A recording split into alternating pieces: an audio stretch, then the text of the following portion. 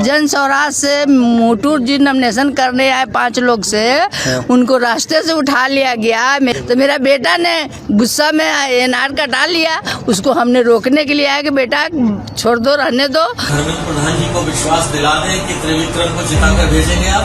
एकदम जीत के जाएगा, जीत के जाएगा ना यहाँ से।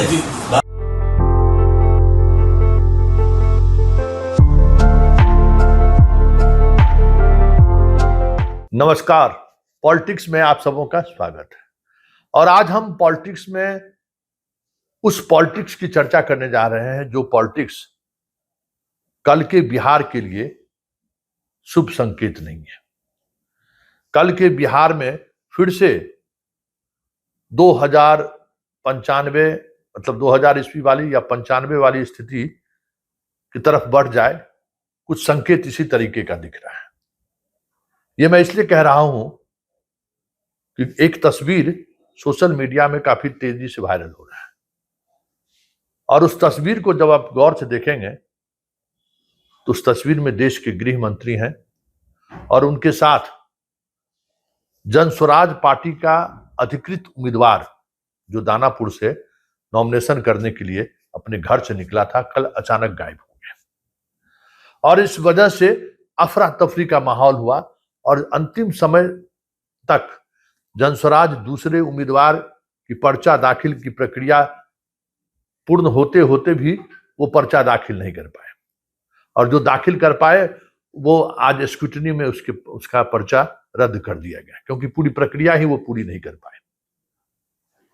ऐसे में सवाल उठना लाजमी है कि एक पार्टी और उसका एक अधिकृत उम्मीदवार नामांकन करने जा रहा हो और उसको बीच रास्ते से या तो स्वाभाविक तौर पर या जबरन जो भी हो उठाया जाए और उनको देश के गृह मंत्री के सामने प्रस्तुत की जाए, और गृह मंत्री से मुलाकात के बाद वो नॉमिनेशन करने के बजाय बीजेपी के समर्थन में बयान जारी करे। तो इसका मतलब क्या है? ये कौन सी सियासत है?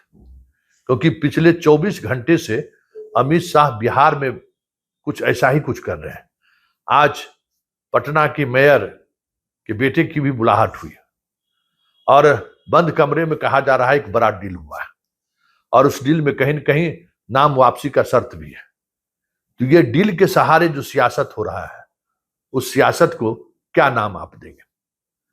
कुछ दरभंगा शहर से भी गामी चुनाव लड़ने वाले थे, उनको बुलाकर भी पटना में कुछ इसी तरीके की डील की गई है। एक दो नहीं, ऐसे दर्जनों नाम हैं जिस नाम को जिसकी चर्चा हुई थी कि वो निर्दलीय खड़ा हो सकता है, बीजेपी को नुकसान पहुंचा सकता है। इसे तमाम लोगों के साथ देश के गृह मंत्री खुद मुलाकात करते हैं।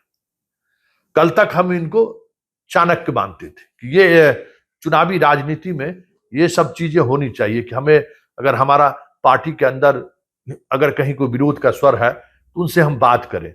उस स्वर को की वजह क्या है, उसका जो कह सकते हैं कि अगर कोई उसकी समस्या है तो उसका समाधान किया जाए, और उसको कहीं न कहीं एक तरीका स्ट्रेटजी भी है राजनीति में। लेकिन ये कौन सी नीति है भाई कि दूसरे दल के प्रत्याशी को, दूसरे दल के समर्थक को जो जा रहे हैं नॉमिनेशन करने के लिए, उनको रास्ते से आप अगवा कर देंगे? ये अगवा करना ही हुआ है ना। और वो भी देश के गृह मंत्री के साथ थोड़ी देर बाद उसकी तस्वीर आ रही है। तो ये सियासत कहीं न कहीं बिहार के उस दौर को याद दिलाती है जिस दौर को हम जंगल राज कहते हैं। ये सियासत कभी किसी जमाने में शहाबुद्दीन किया करते थे, कभी किसी दौर में ये काम पप्पू यादव, आनंद मोहन, सूरजभान, रामा सिंह, अनंत सिंह, एक नाम सुनील पांडे, राजू तिवारी, उस तरीके के लोग इस तरीके के काम करते थे। याद है ना 2005 में पहली बार, जब 2020 में जब बिहार में नीतीश कुमार की सरकार चंद दिनों के लिए बनी थी, तो इसी चाणक्य होटल में क्या दृश्य देखने को मिला था विधायकों के साथ। कुछ इसी तरीके से प्रत्याशियों के साथ भी देखने को मिला है। लेकिन सबसे बड़ी बात यह है, इस पूरे प्रकरण में जन स्वराज चुप्पी साधे हुए है। इस पूरे प्रकरण में प्रशांत किशोर का अभी तक कोई बयान नहीं आया है। 24 घंटे होने को हो, प्रशांत किशोर की तरफ से कोई इस तरीके का मुहिम नहीं चलाया गया। सोशल पेज पर एक तरीके की खामोशी देखी जा रही है। मतलब क्या है? जो हम बार बार कहते थे कि जिन सवालों को लेकर प्रशांत किशोर जनता के बीच जा रहे हैं, जिन सवालों के सहारे प्रशांत किशोर बिहार को साधना चाहते हैं, वो कहीं न कहीं बीजेपी की बी टीम का वो सवाल है।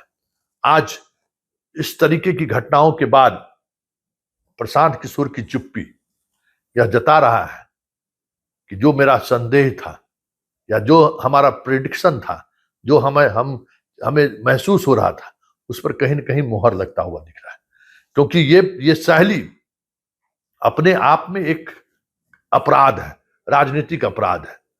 ये लोग गांव घर में ये चीजें चलती थी। हम लोग के बिहार में भी मुखिया उखिया का ऐसा कोई प्रत्याशी चला तो उसको रास्ते से लोग उठा लेता था, जैसे भी माने, नहीं माने तो नॉमिनेशन तक उसको पकड़ के रख लेना है, नॉमिनेशन खत्म हो तो फिर छोड़ देना है।